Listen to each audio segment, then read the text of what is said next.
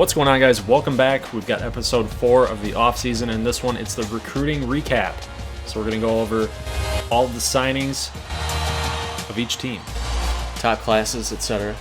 Yep, so we're going to go right into Daytona State to kick us off. So who did we get? I hope we got our guy, our main man, that tight end. Yeah, really it was Lindsey. That was the guy that... Yep. Overall, we got him. Nice. Yes. Perfect. Yeah. That will help. 75 overall tight end, 6'1". Love it. 4-star recruit, 75 overall. Boom. He's probably going to be in the upper 90s by a junior. And he's starting right away, correct? Correct. There is no red shirt. No. We're not risking that because he feels he's good enough to start. He needs to start. Yep. Jeff Boone, he was already a guy that we had before. Robert Butler, there's no way we were going to grab him. Brian Wayne, no way we were going to grab that guy. But the other guy was Marcus Scott. We only lost by 700. So we took points away from Lindsey and applied them to Scott, and he still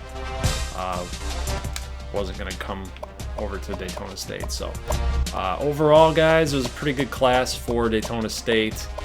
I'm excited about it. Yeah, linebacker is still a hole. Well, Linebacker is still a hole. All right, let us go now into... What do you want to go into next? we'll just work from the bottom up, I guess. Okay. Let's just do that. All right, Fort Lauderdale. Who we got, boys? Who we got? And really, the only drama here was Richard Nixon. The only drama was Richard Nixon. Yeah, they really weren't really looking at anybody else, and we lost. He chose Nebraska. But not a whole lot either. Yeah, that's too bad. So, Grigsby was another guy they were going after, didn't seal the deal. Allen, same thing. So, yeah, didn't really seal the deal here. Didn't get it done. I mean, hey, it's still a W. Yeah, that's probably one of the better classes, and we'll look at the top classes like you were saying after we go over every team. Carolina Atlantic. Yes, so the Drakes, they didn't really have too great of a draft class, but hopefully they can capitalize on some of the other guys on their board. Ooh, spoiler. Adam Harrell. Went to the Greyhounds. And spoiler. Yeah. Oh, yeah. Miller. Yeah. Roderick Miller went to Scranton State, so they did get that quarterback. They didn't even put any points on him. Yeah, a little bit, but nothing crazy. So, yeah, basically, some of the last gasp guys couldn't really turn him. Right. So, it's pretty much the same guys that they had coming in. Yeah, Roosevelt Lilly. Yeah. Gallatin went after him too. They couldn't get him. Middle Tennessee. Not much to say about the Drakes. No. There was some pause there, and I'm just thinking like I don't really know what to say about them. They'll look to get better next season with their recruiting, but it's kind of unfortunate. They're just not coming through right now. They'll get there, I think. And let's see, Georgia A&M. They're trying to get those offensive linemen. Looks like they got a couple here. A couple late commits there. They lost Franklin and defensive tackles here. They missed them. So Sean Smith was another guy they wanted, and they got him. So that was a success for the Peach Panthers. Continued success, as always, for the Peach Panthers. All right, so Greenville, only drama here was the wide receivers that they were after. And these guys, I don't know what happened here. I don't know. Yeah, if anybody knows what's going on with that, like why guys are left unsigned, even though you're winning the battle, like where do they go? I don't know. That's what we've never been able to figure out. So yeah, two guys they were after, couldn't get them. Although they do grab Pearson. So that was Brown. And yeah, Moss, Malone, couldn't seal the deal. Lost out on Blunt and Wood. Speaking of Army, they actually won their bowl game today. Really? They won. They won by a touchdown. So Army won a bowl game. They've done it before. This is like 2 months in advance now. No, in real life. I know. When this is posted, it'll be 3 weeks. All right. We can take that. All right, Kentucky Tech. All right, guys, let's take a look at Kentucky Tech. So a lot of the guys that they were looking at, they couldn't seal the deal with. Marcus Williams was one of those guys, 740 points behind Texas. So that just seems like a good spot for him. Whenever I think of this guy, I think of Roy Williams for whatever reason. That's kind of, he wasn't even on their board, I don't think. Or he wasn't even, Texas wasn't even on this list. And for whatever reason, I kept thinking about him in a Texas uniform. It was kind of weird. Josh Johnson, they were trying to get him, just couldn't get that done. So there's a lot of other teams here, and I don't see Kentucky Tech there. But here's the big one. They grabbed George Gray, the #1 overall halfback. Poor New Mexico State. Yeah, they couldn't sit. They lost by 2,000. So here's the thing. George Gray must be an elite running back. He's 79 overall right now as a freshman. He must have seen how they relied on Tayshaun Rivers and that he got drafted really high. So he must have his sights on the pros. So George Gray, look out for him in the next couple years here. So overall, they got a pretty solid class is what I would probably call it. Nothing that would blow you out of the water. But this one right here really put it over the top. Was George Gray. With those receivers, he's probably going to step in, play. Well, he'll be behind Snead right away, but a lot of potential there, obviously. Yep. All right, let's check out Ohio Western and see where those guys landed. Did LeVar Brown, did he pull off the heist of the century? Trying to pluck some guys away. Mark King. Doesn't look like it. No, 800. And what happened with Rivera and Irvin? Okay, so 680, 650. So just didn't put enough point. He spread himself too thin. Could be. Tried to allocate elsewhere and just, man, guys, just did not pull through here. 7,000 lost. Like, oh my goodness. But I mean, it's still a pretty solid class. Aaron Baker, quarterback, 70. McKinney, Muhammad, Rutledge, Sapp. I mean, these are good players. So he did an okay job. But when you have 10,000 points to spend and really seal the deal on the success that you had, you needed to grab some of these guys like Mark King. That needed to happen. Greg Irvin, Tyler Rivera. Right. I mean, these things needed to happen. Maybe I take that back on Rivera because they already got Baker. But this Mark King. Yeah, he's gonna be pretty good. Yeah, that needed to happen. But go blue. We got somebody. All right, so Cape Coral, Bullfrogs. Everybody wants to know: did they get their guy? I forgot his name. The question of the century. Here's the problem: is the names are too generic with the auto names that I can't remember all these guys. But they were going after a top athlete, Cedric Clark, and they got him. Nice. Might have to. We'll give him a different name. To do something interesting. Rodney Cox. Okay, he didn't show up on Scranton's thing. Okay, so they lose out on Cox to the Shadow Stalkers there. And these guys were already there. Saria apparently didn't sign. I don't know what happened with that. Yeah, see, that's frustrating. Like, they should... Right. Patrick, they lost to the Golden Jackals. And then, yeah, Dukes. They had Dukes. Doesn't sign. Harris doesn't sign. So I don't know what's going on there. Yeah, I mean, like I said, if any of you guys know what the reason is behind that, that would be nice to know, because these are players that were lost out on for Cape Coral when they should have had them. Right. So yeah, let's look at the measurables on Clark. He's 5'11", 192. That tells me he's a skill position player. Mm-hmm. So I'm thinking they could use him at receiver or running back. Although, I mean, hey, knowing their roster, maybe they need him to do everything. Exactly. I'm looking at two-way player, maybe kick returner, running back, wide receiver. What do you think? You might even be able to play safety at 192, 5'11". Yeah, that's what I'm thinking. Do safety, running back, safety receiver, kick returner, or something like that. He might be their Jabril Peppers. Exactly. We're gonna use him like that. I mean, he's. We'll check out his rankings for when the depth chart comes out, or when we're changing his positions, and then we'll see where he's higher up at, and then we'll make the call on which position that he's going to two-way play. Yep.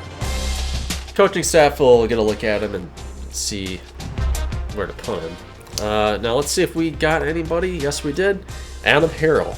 Oof, dang. Now we're gonna have to find out how to use this guy, but man, he fell in love with either the campus or the coaching staff or whatever. 6'1". He's a wide receiver or a corner. Yeah, I'm thinking might be able to play linebacker if they beef him up a little bit. We'll see how they want to use him. Like an outside linebacker? Yeah. Well, we lost out of Butler.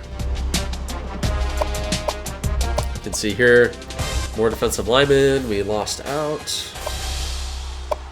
I kind of wanted Lilly. I had a feeling he's going to be pretty good. Could be the next Monahan. But he wants to go to Middle Tennessee.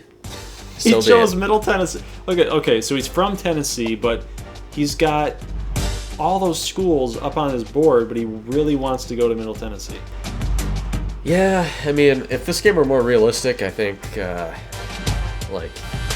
really would be like two classes. Like, Middle Tennessee is never going to... I mean, a school like Middle Tennessee or, like, Central Michigan or UAB or whatever. It's like, if Alabama, Notre Dame, and Oklahoma want you, you never beat them out. So it's really like the group of 5 teams are like fighting amongst themselves. And then it spills over a little bit into like the Illinois and the, right, the, Wake Forest of the world or whatever. Right. There's a little bit of overlap there. Not a lot of overlap between Middle Tennessee and Notre Dame.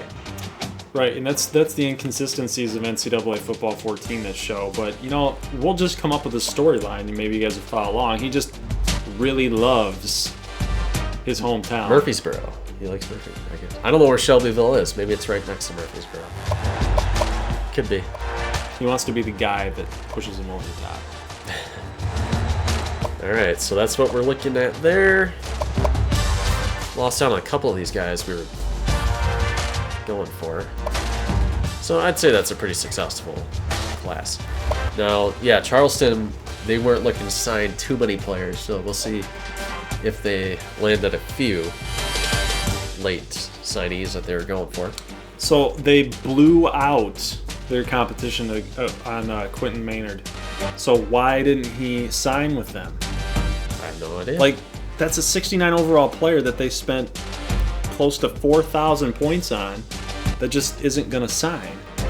Right, I don't get it. That's a complete waste. So I'm not sure what the deal is.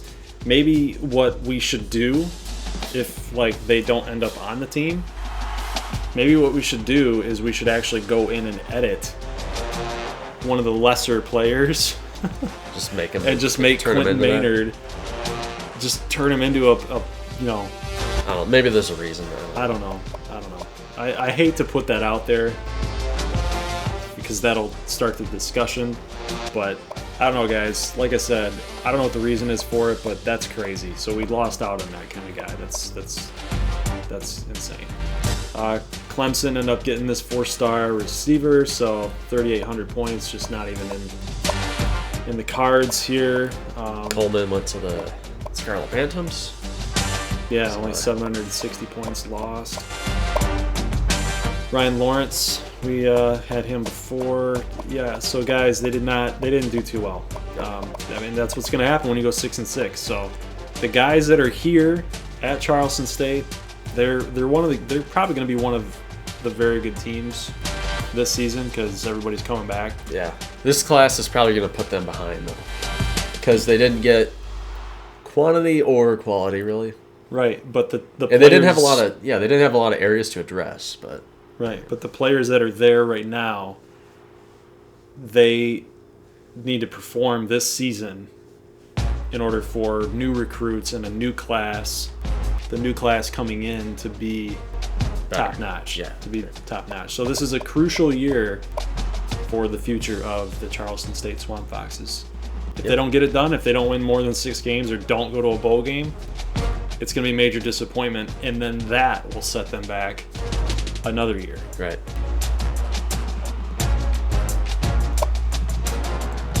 Let's go ahead and take a look at the Scranton State Shadow Stalkers. 2-10, looking to improve. As we know, they got their quarterback of the future. I love it. I absolutely love it.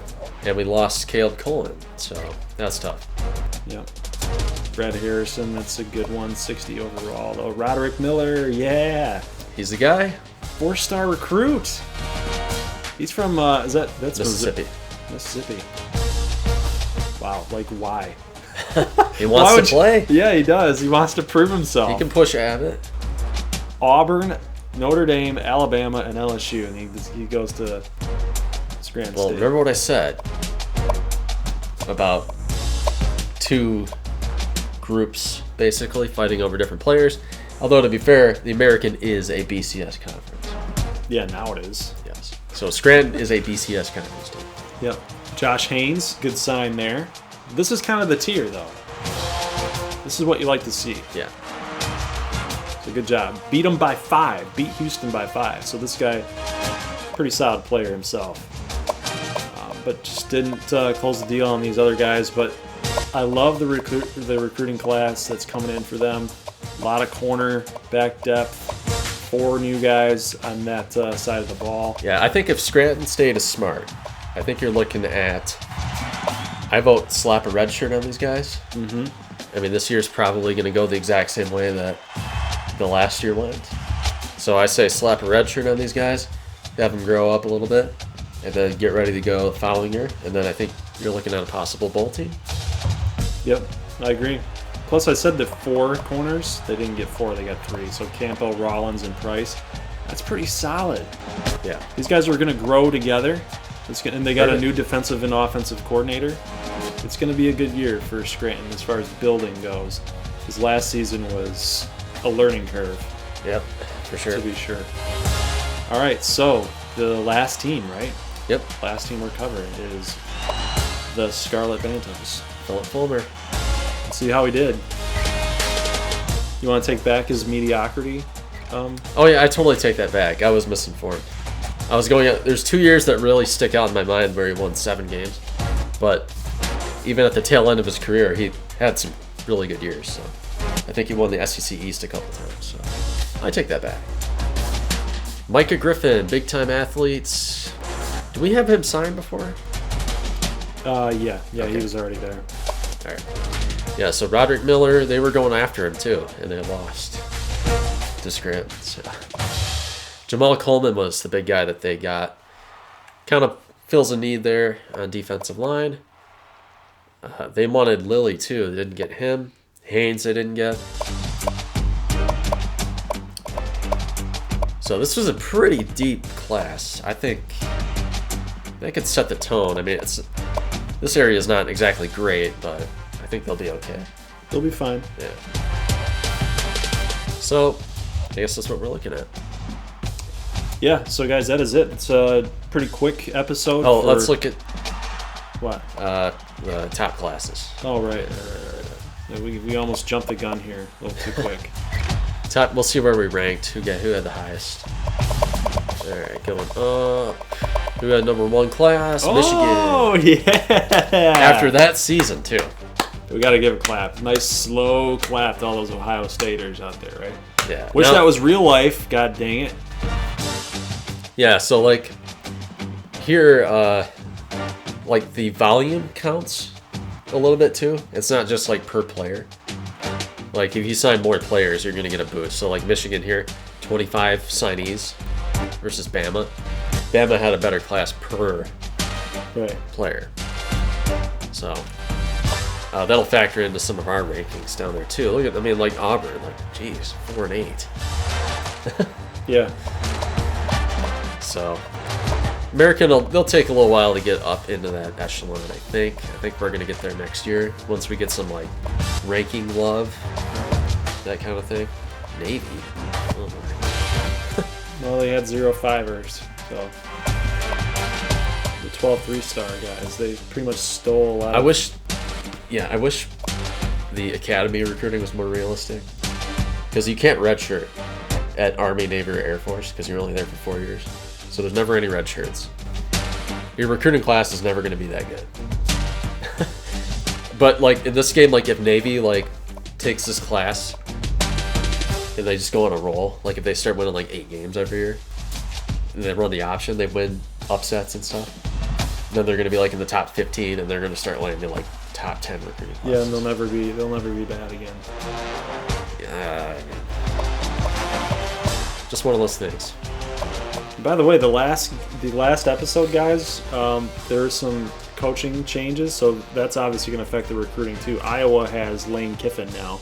That was kind of a notable signing. I thought was pretty interesting. I think PJ Fleck went somewhere big too, from Western. So, all right, just check that video out again. That's pretty interesting stuff. So Georgia A&M landed the top class with 22. Not surprising. 22 players. Get the running back, beef up the offensive line. So I think that was definitely a success there. And our next team is going to be Fort Lauderdale. Fort Lauderdale was going to, yeah. So like, you know, they only signed 18 players, only 2 at 4 stars though. But they're good players. Yeah. They're skilled players. Yeah, I think they're going to be. They're that class is a win for them. Kentucky Tech comes in at 59. What do you think? Solid, good stuff. With Gray, I think Gray really saves an otherwise mediocre class. I'm going to say. Yeah, a lot of when you have more 3-star athletes than 4s. I mean, that's probably always going to happen, but. Yeah, 4 1-stars though. So maybe Kentucky Tech's that kind of program that like finds the diamonds in the rough, polishes them up a little bit. Maybe. Greenville comes in at 62. 17 players signed. Like we said, they're really going for weapons. I think they got them. The new wave of weapons. Plus, I mean, again, I'm really big on Alan Tebow. Like, I know for a fact that Georgia A&M and Greenville rivalry is going to get pretty heated. Yeah. Because unless Daytona State has something to say. Right, unless we step in and say, nope, enough. You boys can fight it out, but we're gonna take it. Clarksville comes in 66. They did get that 5-star athlete. We'll see where he ends up playing. And then Jackson might be the guy to look at. Yeah, and no surprise either. I mean, we've got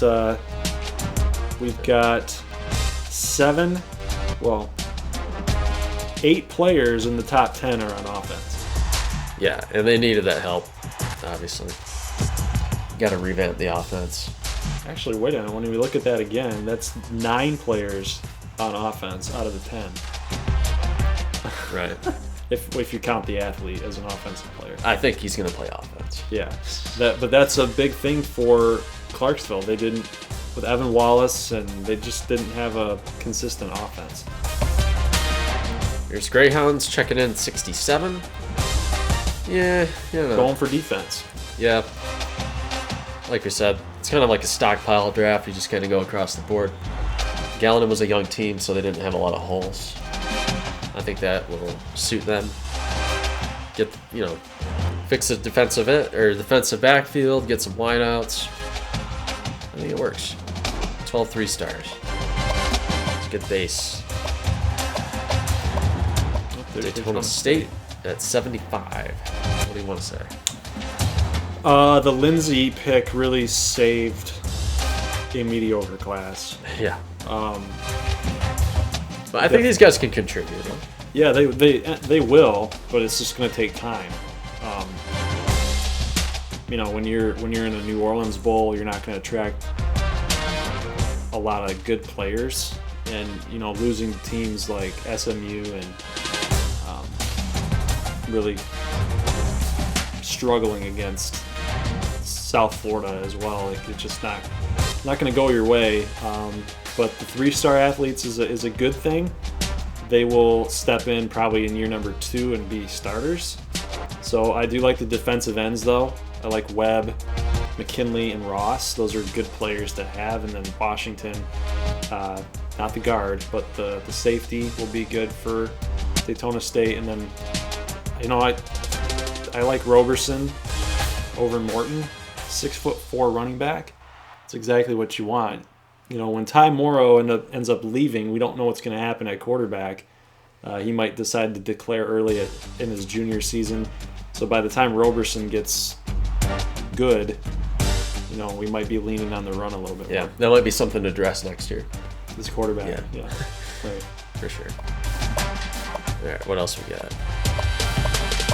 Ohio Western with 17 signees, 11 3-stars. So I'd say LeVar Ball might start getting a reputation as a recruiter, even though, the class was ranked pretty low, but, Ohio Western did not have a good year, and they still pull in a decent class. Yeah, and the fact that these guys are 3-star rated, but guys like Muhammad, Mortensen.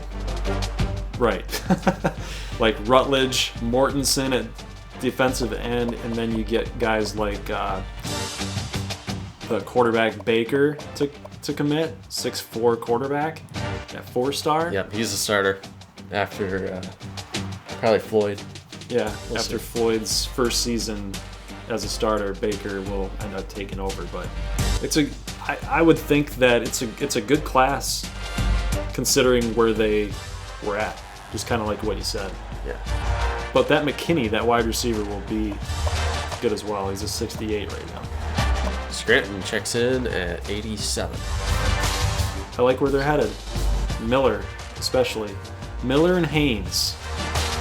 And then they really address the corners. So Rollins, Campbell, and Price, that's a good way to start. Yeah. And, I should add, too, like a lot of these rankings seem really low, but we did, when we inserted our 12 teams, we kind of took out, we nuked from orbit, let's say, 12 really bad teams. So, like, Florida International in this game, Florida Atlantic, Texas State, teams like that are no longer. Akron, I think, is out. So, out of 126, we took 12 bad teams, threw in, 12 BCS teams. So, the ratings are going to be weighted down a little bit. Right. You see, Arizona State out there. Well, they do that with every team builder team that you import, too. That it's always harder to, number one, get ranked. Right. And then just earn, your respect after the first season. So, yeah, that's how you hit the ground running with your recruiting, is win a bowl game and get a bowl appearance in your first season. Right. And I think if we take over recruiting for the CPU instead of having the CPU do it, I think these teams probably would haul in better classes. So maybe that's something to do in the upcoming years. Yep, for sure. So Cape Coral, so they held on to their 3-star because they started off as a 4-star. So let's see what they did, obviously. They got the 2 4-stars. That'll help them. That's huge for them. Yeah, and like we said, they only lost a handful of players, so they didn't really have a lot of scholarships to give out. And as you can see here, I'm going to say everybody other than Evans will be, and maybe Dixon, will be contributing this year. I don't think these guys are going to redshirt. Correct. Let's see. We got a couple teams down here, unfortunately. But like we said, some of these are due to numbers. Carolina did not land a 4-star. Oh, They got some got a handful of players. Yeah, but that's kind of like what we expected though. Like that's just dropping the ball, man. They for whatever reason they're just not getting it done. They're a choke team. It's looking like they're a choke team. So this might be too early to declare that. Maybe the head coach might have to get fired because this is not good. They dropped the ball in the American North. They pretty much had it. Yeah. They beat Gallatin. Correct. Who ended up winning it. So that they kind of dropped the ball. They made a bad decisions by letting the starting quarterback Justin Weir play. They should have let Woodbury play because he'd been playing the whole entire season. Okay. And then this recruiting class is bad. They shouldn't be there. They should not be there. Yeah, we'll see. That's not 115th. Yeah, I know. That's not good. How many teams are in college football? 126. So they are 11 places. Well, like I said, I mean, we took out 12 bad teams that they probably, they would have beaten out those teams. So. Carolina Atlantic should not be in the ranking of Temple, Western Kentucky, and Connecticut. They're losing to Troy. And they won 8 games. Let's look just as a sample. Okay, so Kansas, they did have a better class. Did Troy actually have a better class? You could argue that. UTEP? Yeah? It looks like UTEP had a better class. We'll see. I speak from the heart here that Carolina Atlantic needs to be doing better. Like, this is unacceptable. Charleston came in last. Charleston had the worst recruiting class, and that because honestly, only 14 players though. But the other part about this is I don't think a lot of teams.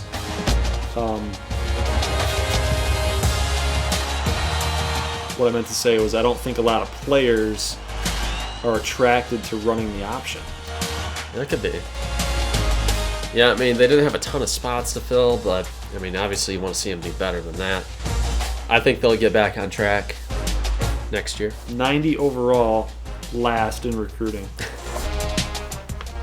Yeah, so Charleston, I think they'll get back on track. If they have a big year, they'll shoot up the recruiting rankings for sure. So, I mean,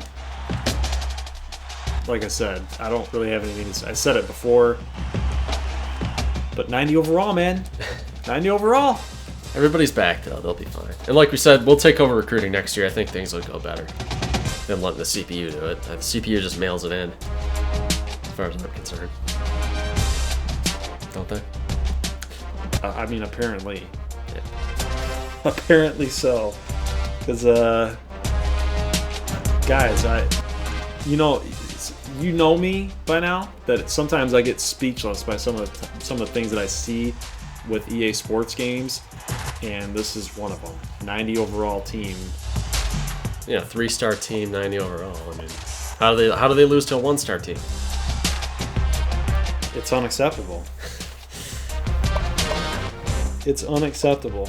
UL Monroe, better class. Utah State, it's better class.